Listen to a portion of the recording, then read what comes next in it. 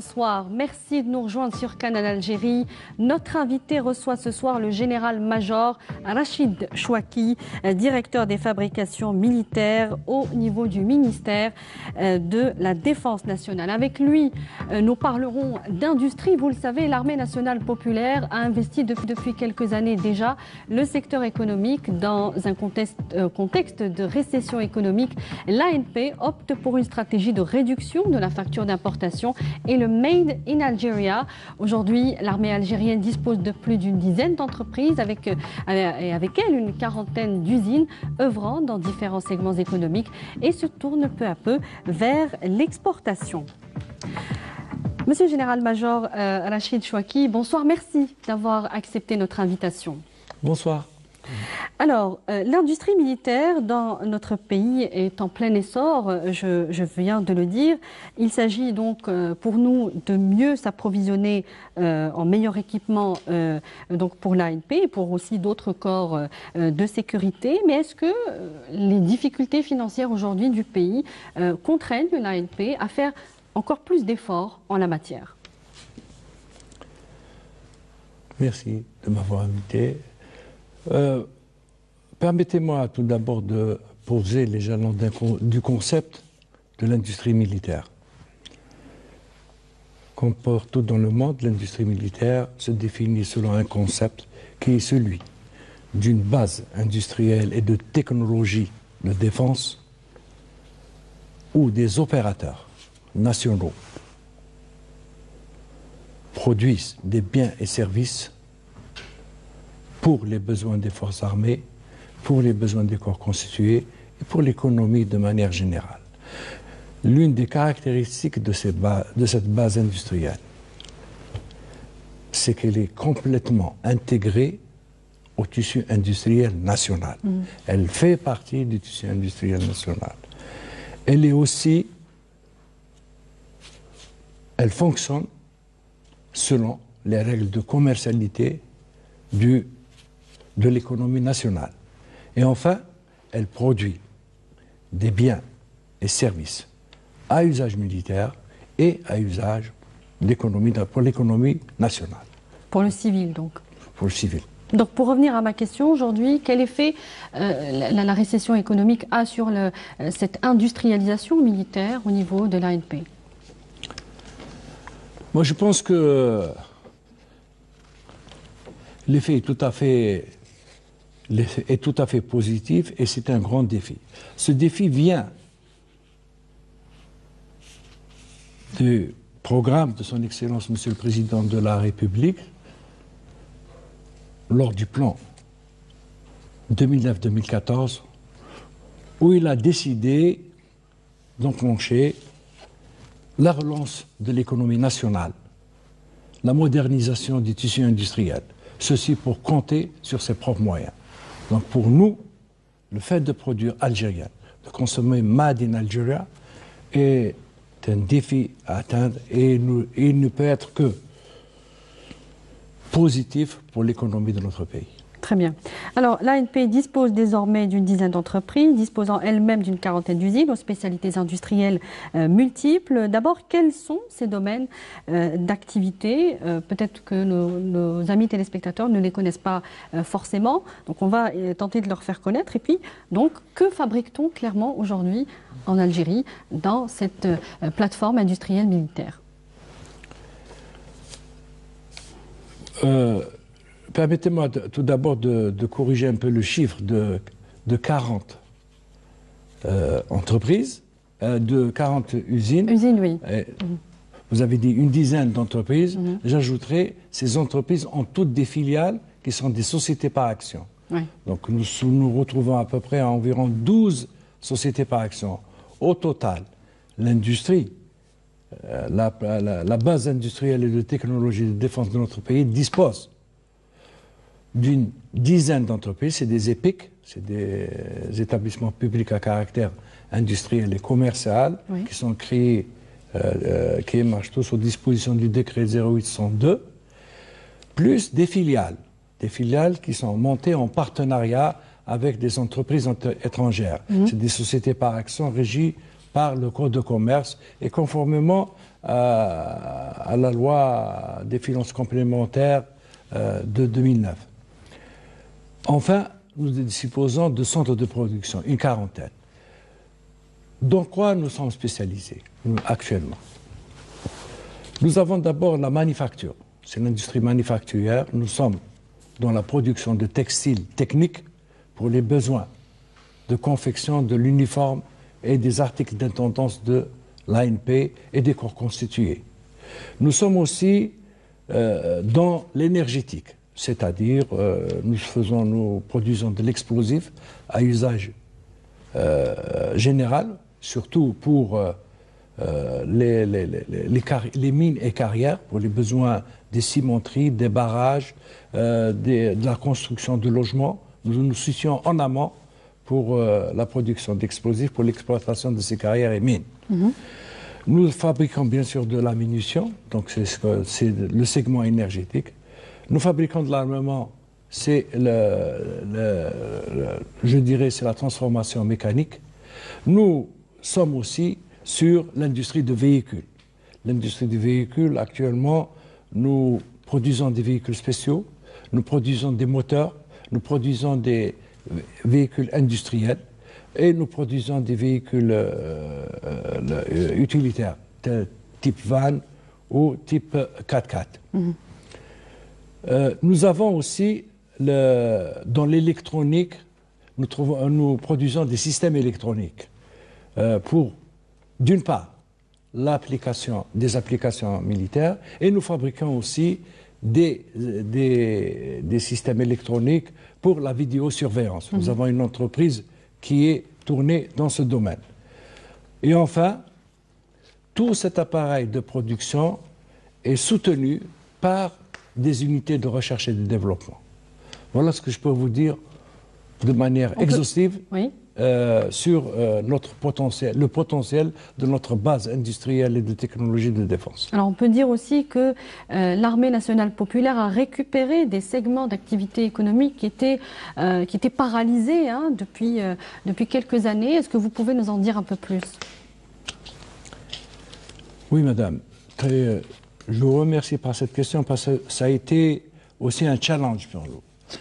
Le haut commandement a décidé que nous nous implantions sur des sites industriels devenus quasiment sans objet, qui étaient à la fermeture.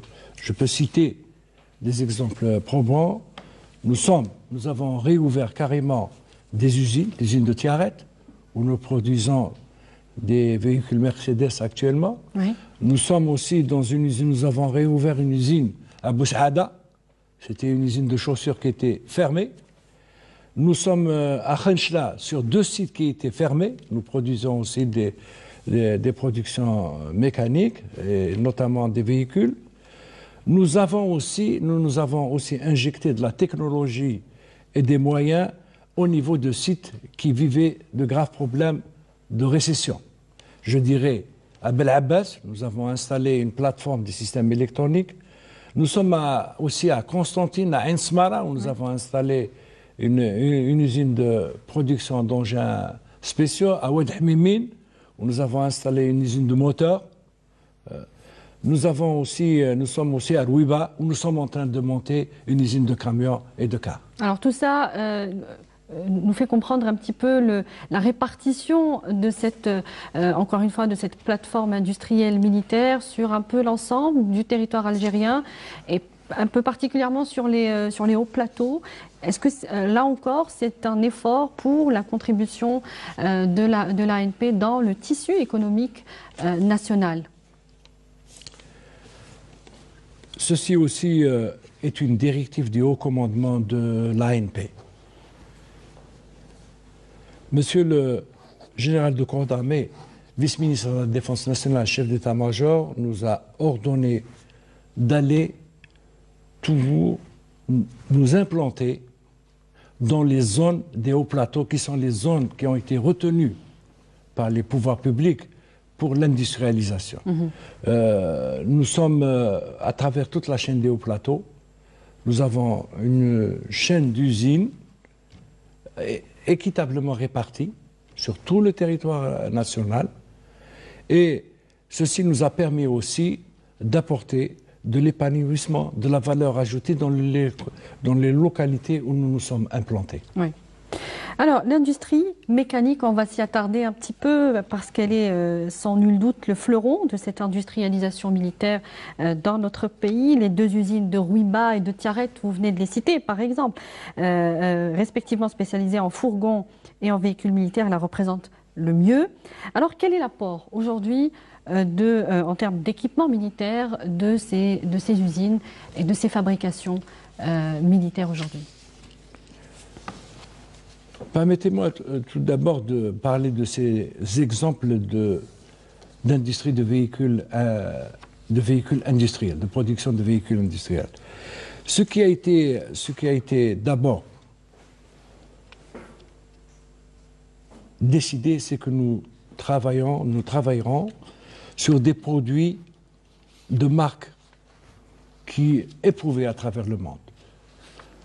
Quand nous produisons un véhicule Mercedes ou un véhicule de la maison Daimler qui gère la marque Mercedes, exactement le même si nous faisons des véhicules similaires, c'est d'abord un apport important pour notre pays pour que les véhicules qui seront produits à Rouiba ou qui sont à produire à Rouiba, dans lesquels nous visons 15 000 véhicules par année, oui, que nous attendrons en 2019. Oui. Des camions de différents tonnages, faits pour les longs trajets, faits pour les petits trajets, pour la ville. C'est des camions de transport de marchandises, de transport de personnel. Et dans ce cadre-là, nous sommes actuellement fiers de soutenir nos forces armées avec des véhicules qui sont produits à Rouiba, de marque Mercedes, complètement produits à Rouiba. Nous sommes aussi fiers de soutenir des opérateurs économiques en véhicules qui sont produits à Rouiba, de marque Mercedes. Je peux vous dire que nous visons à prendre 60% au moins du marché national de véhicules. Avec 15 000 véhicules, nous allons prendre tous les types de véhicules de transport, des véhicules industriels, produits au niveau de Rouiba. Rouiba, c'est une plateforme pour laquelle je pense que l'État accorde beaucoup d'importance. Oui. Il faudrait que cette plateforme, comme dès son démarrage, soit la plateforme d'excellence de production d'un véhicule d'excellence pour notre pays. À Tiaret, nous allons fabriquer tout ce qui est véhicule type van.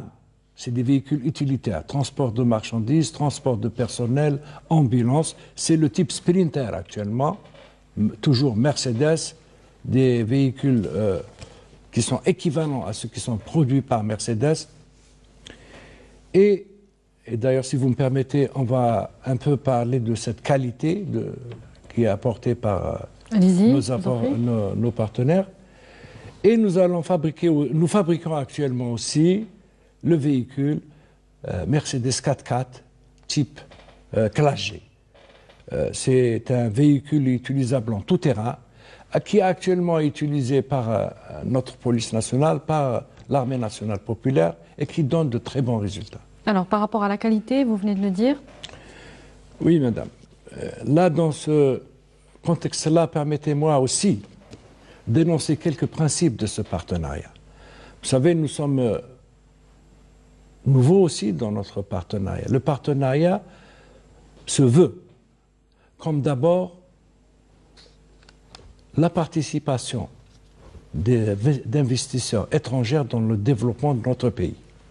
Nous sommes accompagnés par des investisseurs qui investissent en même temps comme nous, avec nous, et qui font confiance à notre pays. C'est déjà une crédibilité pour nos partenariats. Le deuxième point, nous sommes accompagnés par des partenaires technologiques de renom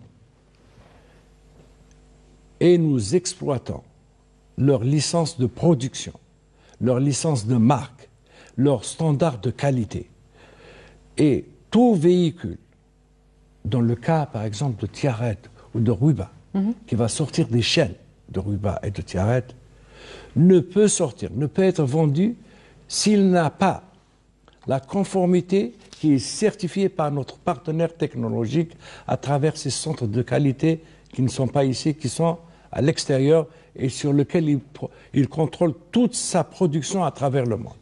Donc les véhicules que nous avons ici, que nous fabriquons ici, à Ruba ou à Tiaret, c'est des véhicules qui peuvent circuler dans le monde entier, puisqu'ils sont réputés être de marque de Mercedes. Et ce n'est pas donné à tout le monde. Nous sommes heureux de dire que notre pays produit un véhicule qui est exactement similaire à la production que fait Mercedes chez lui. Conforme aux standards internationaux, donc. Tout à fait. Tous les besoins du marché national seront satisfaits en camions, véhicules, bus et autos tout-terrain 4x4, label Mercedes construit en Algérie d'ici 2019. Vous confirmez? Je confirme. Dans notre gamme de production, je vais encore vous dire quelque chose. Madame, avoir un partenaire, c'est aussi faire évoluer son produit. Oui. Vous savez, vous voyez dans les publicités comment évolue l'industrie de véhicules. Le camion évolue. Donc nous avons, entre le moment où nous avons démarré ce partenariat, il y a déjà des up-to-date que nous sommes obligés de mettre en place sur nos chaînes parce que les véhicules se modernisent. Oui. Et là, notre partenaire nous accompagne pour avoir le véhicule de l'heure. Nous n'avons pas le droit de conserver un ancien véhicule si un véhicule nouveau le remplace, au point de vue production. Donc vous actualisez un petit peu. Tout à fait. Les c'est modèles. Ça le partenariat.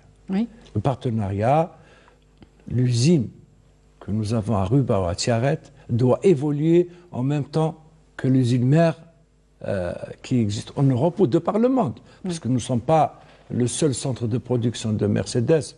Il y a partout dans le monde Mercedes qui s'est installé.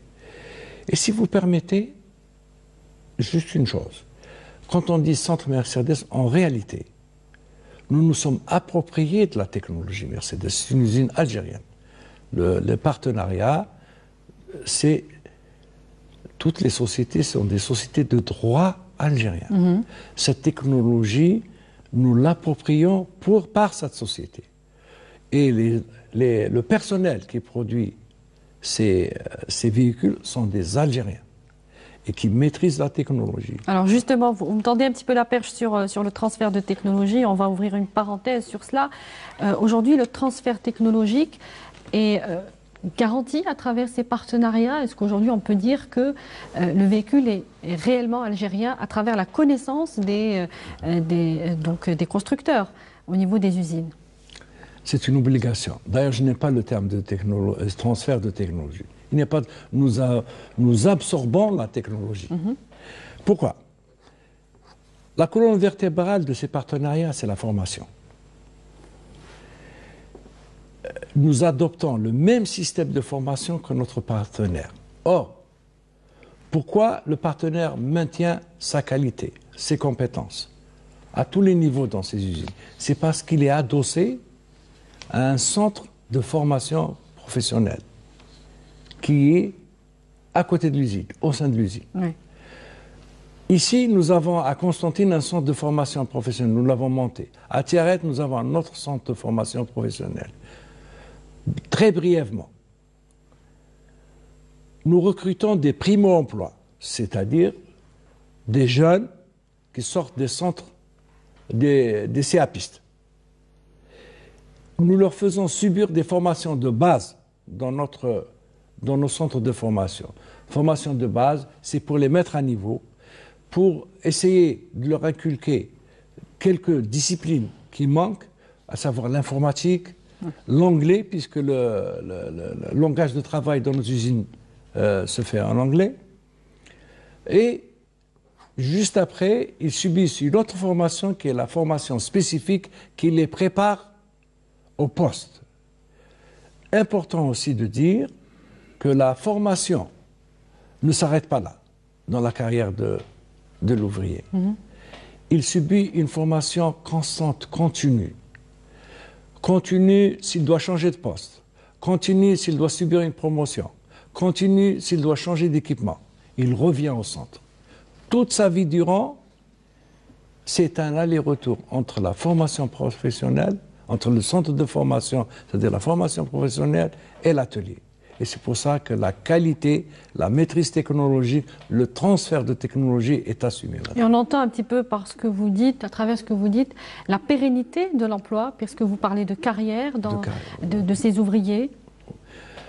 Je crois que la réussite de nos partenaires, c'est que quand on travaille dans une usine, quand on travaille dans un atelier, on fait sien de cette usine, on fait sien de cet atelier.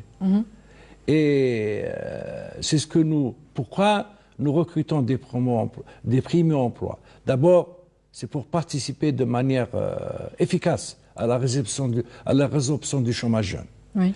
Et c'est pour démontrer à cette jeunesse que les horizons sont pour elle.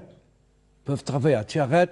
Nous avons beaucoup de jeunes qui travaillent. Nous avons des jeunes garçons, des jeunes filles qui travaillent. Nous avons, dans une région, nous avons créé des métiers industriels et tout le monde constitue une grosse famille là-bas, une grande famille. Alors, et ils participent à la vie de leur atelier. Un chiffre sur les perspectives par rapport au recrutement au niveau du tissu et du secteur économique qui dépend du ministère de la Défense nationale à l'horizon 2019, puisque vous l'évoquez. Oui, les échéances, pourquoi j'évoque l'horizon 2019? Parce que tous nos contrats opérationnels, oui, tous les accords que nous avons avec nos partenaires, qu'ils soient de toute nation, nous avons bloqué la montre à 2019. Pourquoi? Nous disons qu'à 2019, tous les objectifs de partenariat doivent être atteints au point de vue construction, intégration, sous-traitance, oui, et formation. Donc nous pensons, dans tous les calculs que nous avons faits, ce qu'on appelle communément les business plans, et que nous sommes en train de suivre à la lettre, parce que nous ne sommes pas seuls, il y a nos partenaires qui participent à la gestion, oui, nous pensons qu'en 2019, nous tournerons avec 30 000 emplois directs, je dis bien directs, ce qui intéresse l'atelier, la maintenance, la commercialisation. On va continuer dans les perspectives, puisqu'on a ouvert cette parenthèse. L'échéance 2019, quelles sont les autres perspectives en matière de taux d'intégration, par exemple? Permettez-moi, madame, de poser quelques concepts sur l'intégration. Si vous parlez de l'industrie véhicule, on peut parler aussi d'autres secteurs, comme l'industrie textile, nous sommes intégrés. L'industrie de véhicules, nous sommes actuellement au niveau de l'assemblage. L'assemblage j'insiste sur un point que l'assemblage, c'est une industrie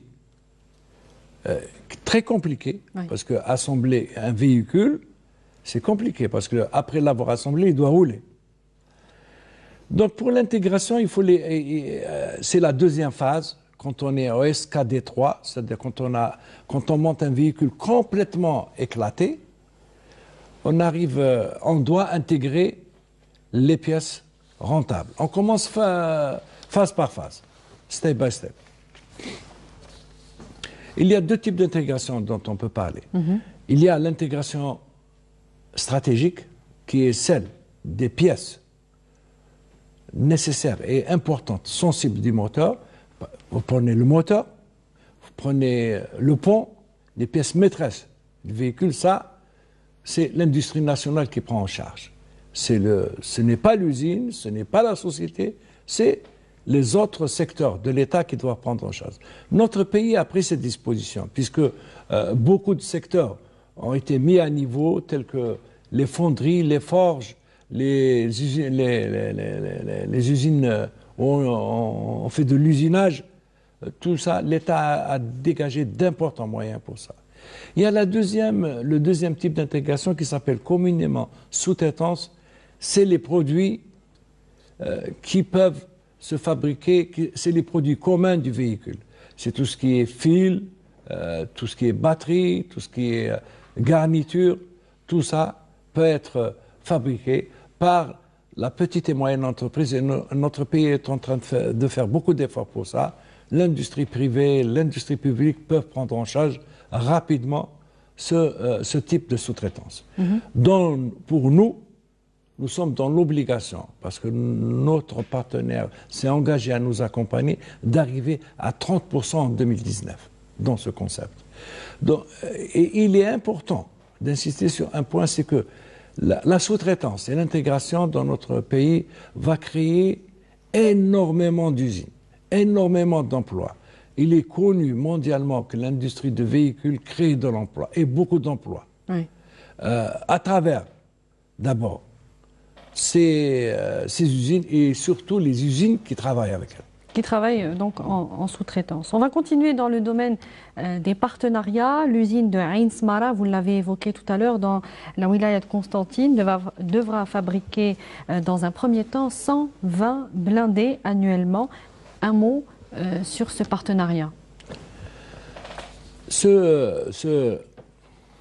usine qui vient d'être, ça fait à peine un mois ou deux qu'elle a été inaugurée par Monsieur le général corps d'armée, vice-ministre de la Défense nationale, chef d'état-major de l'ANP. C'est une usine qui a démarré bientôt, maintenant ça fera bientôt 3 ans. C'est une usine qui fait de manière intégrée un engin pour les besoins de l'ANP. C'est une usine qui va employer vers 2019 plus de 800 personnes.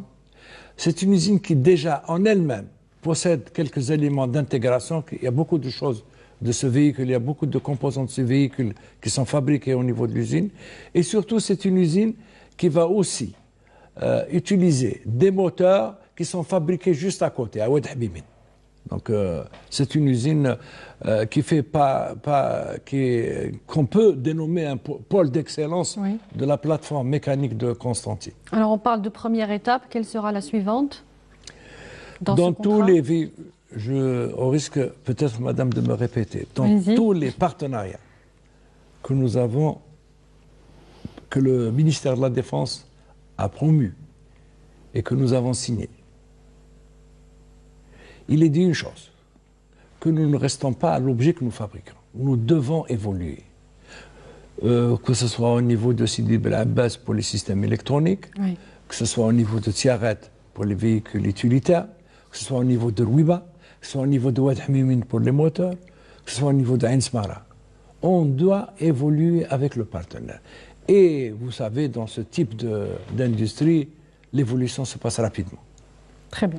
Alors la première usine aussi de fabrication d'hélicoptères verra le jour à Ain Arnat, à Sétif. Quelle est l'importance de ce projet aujourd'hui? Les hélicoptères, un hélicoptère, ce n'est pas un appareil banal, c'est quand même important lorsque l'Algérie se lance dans la fabrication de ce type de véhicules, d'appareils.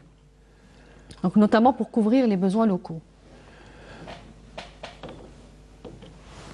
Vous savez, le partenariat pour les hélicoptères est un partenariat qu'on doit conduire comme le partenaire pour les véhicules. À part que peut-être que la technologie, il y a beaucoup de technologies qui sont mises en œuvre, mais nous sommes convaincus que ce partenariat, de ce partenariat sortira le premier hélicoptère algérien. C'est notre participation à l'industrie aéronautique. Pourquoi d'ici 2 ans? Parce que nous sommes à Ain Arnat sur Greenfield, sur un terrain nu. Nous allons construire, nous allons former et nous allons mettre en place cette technologie. Ce partenariat est conçu pour suppléer à des besoins d'abord des corps constitués et des besoins civils. Je m'explique, la protection civile a besoin d'hélicoptères, la police nationale a besoin d'hélicoptères, les douanes ont besoin d'hélicoptères, les services de santé ont besoin d'hélicoptères, les évacuations sanitaires, et même dans certains pays, ça peut un jour être aussi vrai pour nous, le transport public. aussi peut se faire par hélicoptère. Nous sommes en partenariat avec un grand constructeur qui gère la marque AgustaWestland, c'est Leonardo. Il participe avec nous, nous sommes en train de démarrer, nous sommes en pleine phase d'études et de construction.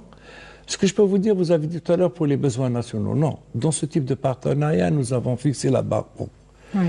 Nous allons produire un certain nombre d'hélicoptères dans les 10 prochaines années. Il est obligé de prendre un quart. On va les revendre à l'extérieur. Oui.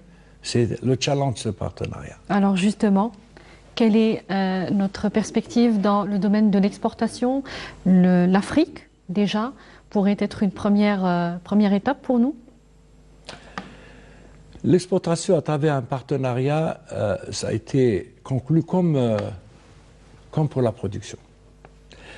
Notre partenaire dispose, en général, comme c'est des sociétés qui sont implantées de par le monde, ces sociétés ont un réseau de distribution de par le monde. Elles sont assez anciennes, elles ont les techniques d'exportation, elles ont l'expérience d'exportation. Nous allons être aidés, ils vont participer avec nous pour que nous exportions une partie de notre production. Il est bien entendu que nous sommes en pleine période de montée en cadence.